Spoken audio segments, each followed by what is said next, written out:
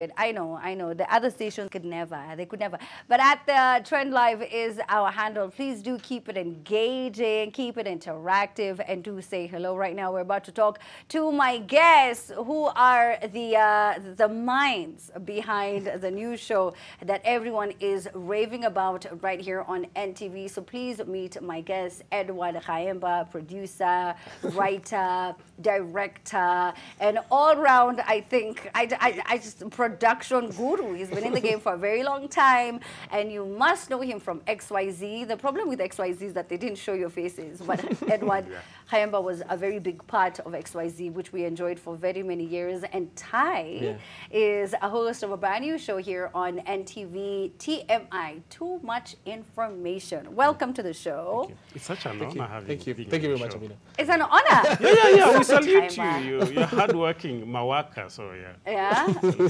I felt so weird. I didn't know I was going to be hosting you, and Kayemba's been in the game for a very long time, and he's given me so many opportunities. He used to pay me a G for a full day, right, to do voices. No, because you had to work your way up. You had Too to much work your way good up. information. Good. Oh, that's too much. That's too much information. It's too much information. But it's so good. I feel like this is such a full circle to have you here on the Trend. Yeah. It's a blessing anyway. Yeah, it's a blessing. It's so good to see you, Kayemba. Yeah. Ty, what's good? It's good. It's good. I'm happy to be here. I feel it's like I watch this show on TV a lot, and I'm like, one day I should be there. I'm like, oh, today you're going. What? I'm like, yeah. I'm sorry, Rema didn't come. Yeah. It's Nisisi tuko. It's the broke Joho. You know what? Yeah. When you said hi, I was like, who does he look like? Do you get that a lot? Frankie never gymmed it. Frankie never gymmed it. Yeah. Light-skinned DJT. It goes on and on. Striking similarity. Yeah, it's like all of our dads. One of them. Yeah, one You of just them. don't know which one. Yeah. How is Joho though? Is he good? Yeah. Yeah? Hana attention The kule. impression, Hana shida. Hana shida bwana. Kuna Ako sawa. consequences lakini yako sawa. Man, it's so good to have you on the show. Your show's doing really well. Thank you very much. Yeah, it just started. I think it launched on the, I have the date actually, the 10th of Yeah, April. like this is, we have 4 episodes in. Yeah, no, I think we are tomorrow is Sunday is the 4th episode. Yeah. And where did you guys meet? Was it Kayemba's idea? Was it your idea? No, not at all. I think you'll speak better to it than... No, this show, TMI with Ty, started as a brainchild of... It was a mixture of a team here, at Buni here, and guys called PMI.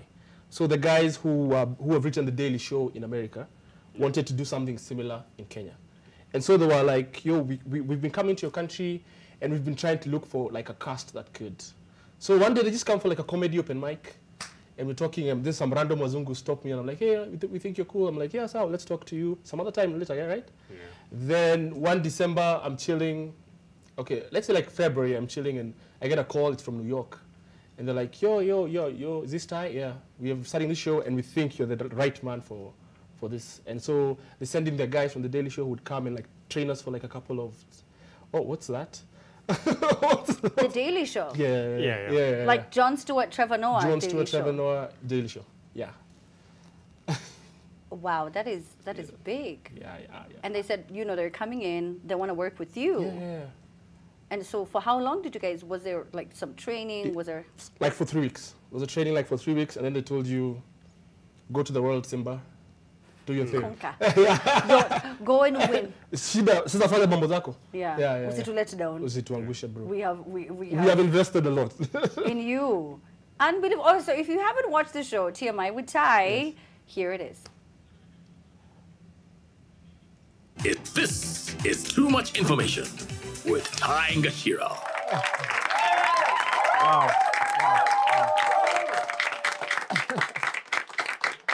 Wow. Well, hello, everyone, and a warm welcome to another week of Too Much Information. I'm your host, Ty Gachira.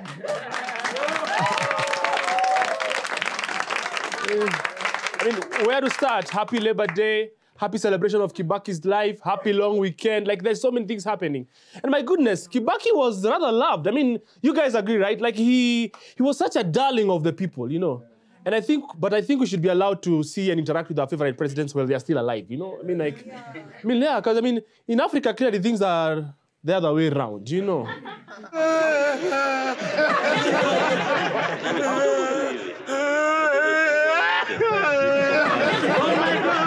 I need to see him. It has been a long looking for him. Oh my God. This is me practicing for when Joho becomes president. Anyway, there was Pokot Deputy Governor, Dr. Nicholas Atudonyang. He's back in the country after a 4-year benchmarking trip in Texas. Why? Because every time we go benchmarking, good things happen. We went 10 specialists to Israel, and the Spirit of God came upon us. And we came and started... Now, for those of you who might still be in the dark, Dr. Atudonyang, the West Pokot Deputy Governor, was based in Texas. And y'all know what they say about Texas? This year's presidential candidates are expected to hand in the names of their running mates to Principal Chebukati this coming week, without fail. Now, as expected, this has not been an easy assignment, as nobody wants to place a bet on anyone until the last 5 minutes of the game. Kanaiza ungua.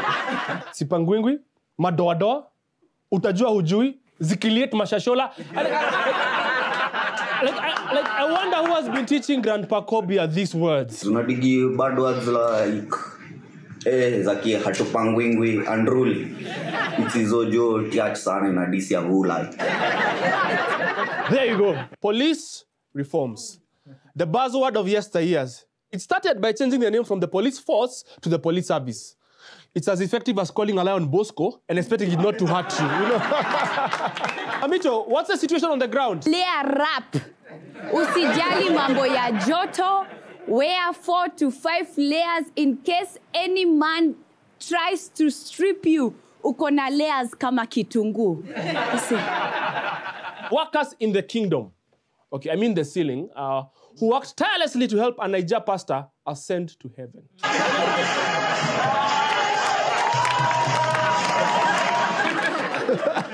You know, I never...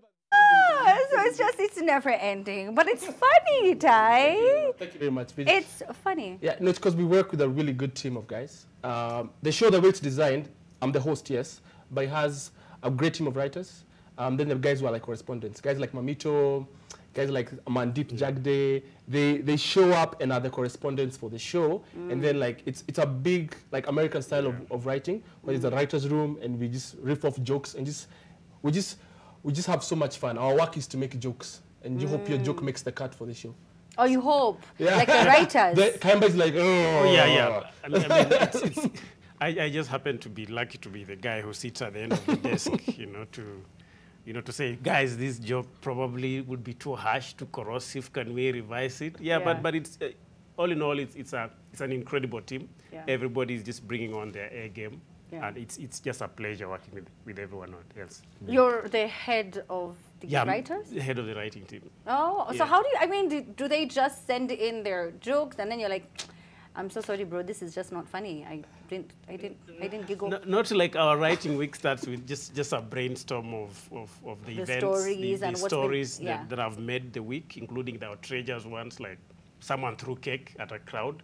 Oh, you saw that? Which will be a trickle down. Kiambu. A very weird version of trickle down. So we have such stories, we compile them and see what will be the punching points, for each of these stories. Yeah. And then now it will be up to the individual writer to now go back and draft something, which will have to come back and again look at and panel beat. Yes. And see what would screen to the next level. Yeah. I mean, much like The Daily Show, it talks a lot about politics. Yeah. It's because at its core, our philosophy is, if you can laugh at something, you can't fear it. You see? So we're making people laugh at things that they ideally are taught to fear. You see? So today we'll make fun of the president, we'll make fun of the prime minister, we'll make fun of just anyone. And then when people laugh, it's easy for them to engage in governance and politics if they can laugh at it first. Also, a lot of people tell us, I don't watch news often, but I come to your show to find out what happened that week. You see? So that really helps us, like in a sense that we take the serious stuff of the world and break it down really well for everyone to just kind of like chill out and understand what's happening. Yeah. Yeah. How did you feel getting that call? I mean, did you feel up to the task? Were you like, are you sure? You have to. Like, At first, actually, though, is it like a prank call? You know, like I had to Google the guy who called me. Like, is he real? You know, like my name is I'm from I'm from the Daily Show. I've written this. They're like, I worked with Jon Stewart. I'm like, yeah. Have you though? Umetoka tu kwa meeting. Have you though? I'm like, you know, like you're Kenyan, so every time something happens, you're like, That's true. yeah. And so, because when they first talked to me, I thought I wanted to be a writer on the show, because comedy is like is a big love for me, right? So then when the call from New York comes and you're like, yeah, you know what? You're the guy who run for the show. Like I almost looked, realized, oh, they can't see where I am, so it has to be. It's clearly me who is being called. And so like I was super excited. I was like, yeah, I feel like the amount of talent we have in Kenya is a lot, like immense. So like getting that call and me told it's you, I was like, yeah, you know, I don't have enough money to pay people in New York. You know, like it's Jalipana. Yes, I loved that I got the call. It was a very affirming space. Yes. Yeah. Yeah. Oh wow. Yeah. And you know, when you watch the show, it's so well put together. How is it piecing it? You know, every single week for the viewers to watch? How is the whole planning behind it? Because a lot of people don't understand. Like for The Trend, I have an incredible talented team from my director Mike, and I have a couple of directors, my producers Maggie and Denga, and the camera people, and there's like a host of people who put it together. I just happen to be the face. What is the planning behind it like? I think it will be a joke if any of us were to say, yeah, we carry the show. You know, it's always teamwork. You know, teamwork wins. Like I said earlier on, it's a whole pipeline of guys, you know, putting in, you know, the incredible inputs, you know, from the writing to the guys on set, to the post-production team, you know, the guys, the graphics, and so by the time you see that complete product on TV, like everybody has had their magic touch, you know, along the pipeline. Yeah. Okay, so there's a whole team. How many are you writers? First of all, so you also write? Yeah, of course. Like I can't just say things. It's not like a speech thing. It's like I thought the one like everyone had a role. And you could come in and like if you're a creative on the show, first you're a writer. Okay. So Jaime is the head writer, the host. But then, but when we meet up, there are other writers. They're like almost writing room is how many people? 5, 6? How about I just name them? Okay, that's a good thing. Yeah. Give people their flowers. Go ahead. Like this Amandip Jagde, there is Shiko Ithaka, Eric Lusavali, Dagmutai, Amandip Jagde. So like that. Yeah, so it's comedians who are like really good at what they do. Guys who are every week they're trying to hone their craft. And you see, at the core of what we want to do is to say that in other countries, especially developed countries, comedians are the philosophers of their culture, whether political or social, right? The prophets. Yeah, in our country, we still treat comedians as the jokers. You know, we see people will see Osoro and be like, "Ebu tuambie a joke." They don't treat him as the professional that he ought to be. You see, so in other countries, like people will come and pay millions to watch this one comedian, tell them what's happening in the world, yeah, and what are their opinions of what's happening in the world. And what we want is to create a comedy culture where comedians can tackle the more difficult questions of politics, of society, in a way that people respect comedy as a craft. Yeah. Yeah. I feel like, you know, we boast a lot about being a democratic state, yes, but I know you watched this State House Correspondents' dinner, and Trevor Noah was, you know, he was speaking, and the jokes that he was making, I don't know if you can make those jokes here. Okay, and this isn't like when it was bad. You know, yeah. and we have really just progressed from then, but then are we really ready for that kind of content? Yeah, you know, it's satire mixed with. Yeah, there is a little room for that. Okay. Yeah, but like a philosopher warned us that if we are not eternally vigilant, you know, our freedom could be stripped away, you know, in seconds. So, so we can't really celebrate and say, hey, Kenya, we are able to do this, or even if it's to a particular stretch, but we still have to be every other day continue to push the envelope. Yes. Yeah, because someone else might actually wake up and say, let me constrict this space. Yeah. So this country has aspirations. You know, sometimes we wake up and say, we want to be like Singapore. Like, oh, that's nice. Who did we elect? Oh, Kivuta Kibwana. Oh, that's good. You know. Then in the evening, who did we elect? Maybe Okotobad, you know. Yeah. So I think that we are a country that is stuck in the middle of an identity crisis, you know, of sorts. So it's the responsibility of satirists, you know, poets or whoever they are, doing their little crafts to make sure that this space does not constrict, that our call for governance and just a function of society does not stop. Yes, because you want to talk about very, you know, just heavy subjects, but you want to bring it up in a very humorous way, you know, in a light manner, but then it's still something important that you're discussing. And I know that you saw this, Dave Chappelle the other day, someone tackling him on stage. You saw when Will Smith, in front of the entire world, went on to defend the honor of his wife. Whether you think it was justified or not, he still did it, but it was all in the name of comedy. Yes. But I was like, funny, they've never seen Ricky Gervais, because when he gets on stage and he annihilates everybody, cancer patients, I don't know. I'm like, he has no... Someone needs to stop this guy. You know what I mean? It's getting a bit risky because it can be a joke to you. And Chaim, but let me tell you, as someone who people make fun of, it's funny until you are the butt of the joke. Yeah, it's true. It's true. But the thing is violence the answer to an offensive joke? If you feel a joke offends you, does that give you then the right to physically respond to? You know, I think also for the West, they're a place where, for them, if I'm offended, I'm right. You know? Like, you literally came to a comedy show. You know, it's not like if it's some random guy on the street, okay, maybe you can have a few words with each other. But in the space of where you've come and you've paid and the comedian is on stage and they're saying these things, then you know what you're getting yourself into. You know, like you've literally come. I'm saying in the space of comedy, I think we should allow it. Yeah, but outside the street, of course, we can have one or two words together. But just, you know, there's throwing, I mean, I'm sure the people who just don't like you for no reason, you know. Like... Just like you. Yeah. Men are in fact, few. the fact that you look... No, you're few now because you're just starting with this show. Let's have this discussion a year from now. My one guy from Standard 4, he told me something, you know. No, the guys who don't like... from 2. No, the guys who don't like Joho will be like, they don't like you just because you look like him. They'll say he's toxic. Yeah, of course. but that's the thing I'm saying is comedy is a skill. It's one thing to just say, oh, mjinga. And there's a way I need to look at Amina and think about her life and her mannerisms and make a joke that's really funny, so well done, that it's like, that was offensive, but that was really funny. That's hilarious. But I think it takes someone who has a sense of humor.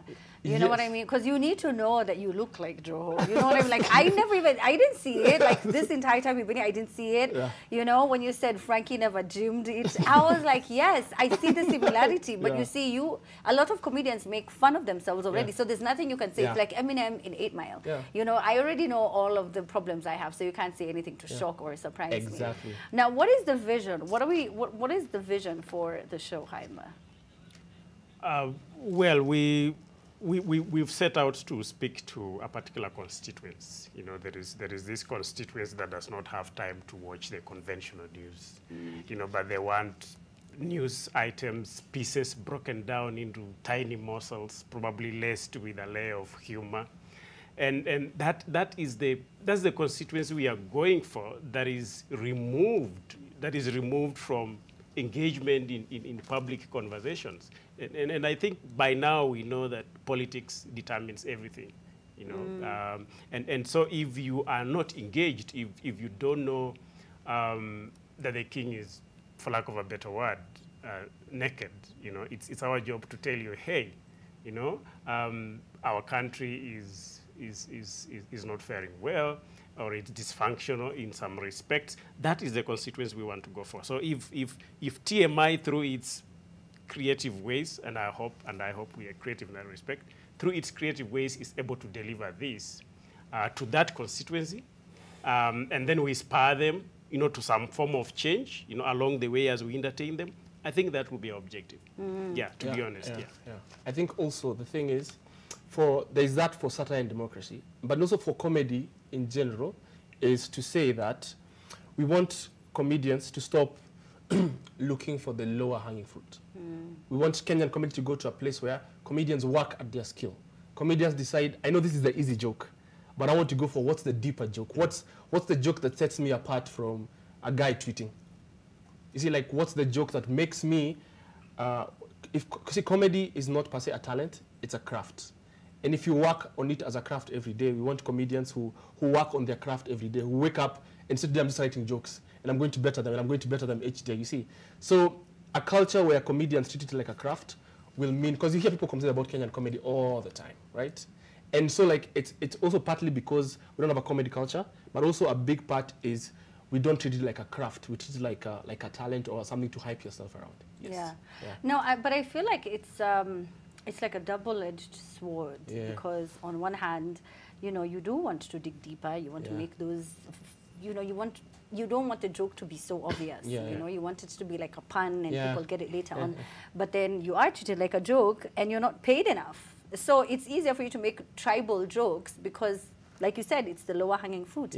But then in developed parts of the world, it's treated as a career where you can make fortunes out of it. But then in Kenya, you meet someone and they're like, Tai, tell them a joke. You can tell a doctor perform surgery now, you know. So it's just it's funny, and also because I mean, you know, people here, they don't take it like that. They can get offended. I understand Osoro has some tweets he wants to read for us. Osoro, what do people say? Amina? Yes. Mbiamono kabisa. Of course, amazing feedback pale kwenye mtandao, and of course I must commend the good work that my colleague pale, you know, it's a professional. How is he your colleague? He's my colleague. Comrade. No, he's my colleague. The comedians. The comedians unite. Si invoice inasainiwa na mtu moja. That's true, he's now our colleague. I forgot. Yes, he's a colleague. You're right, he's our colleague. Amu unaona silipwi? Unaona zangu si za kizungu silipwi? I mean, Mbiamono, of course, amazing feedback pale from Facebook all the way, Instagram, hapa Twitter, just to sample a few. Tuko na huyu top fan Racha Jose anasema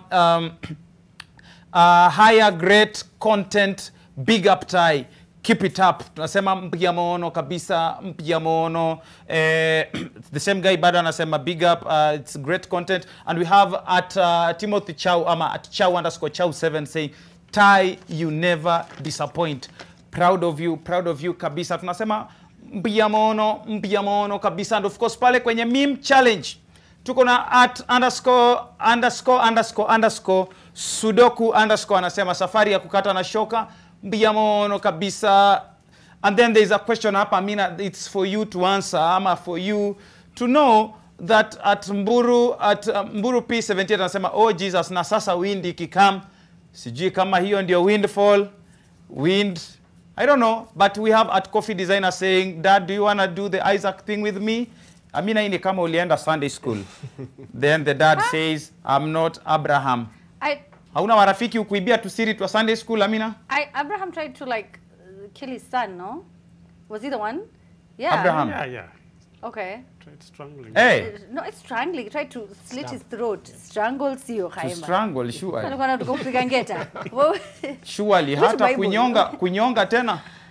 Tuko na at official Borana anasema karibu ni sahau waki representing Kayole Matopeni, tuko locked paka mwisho. So Amina, you are famous hadi huko Matopeni. Mbiamono. Tuko na at George_Tiana anasema kienyeji akiitiwa free drinks. But Amina, is it true that almost all the girls at some point kabla ya usafi walikuwa kienyeji?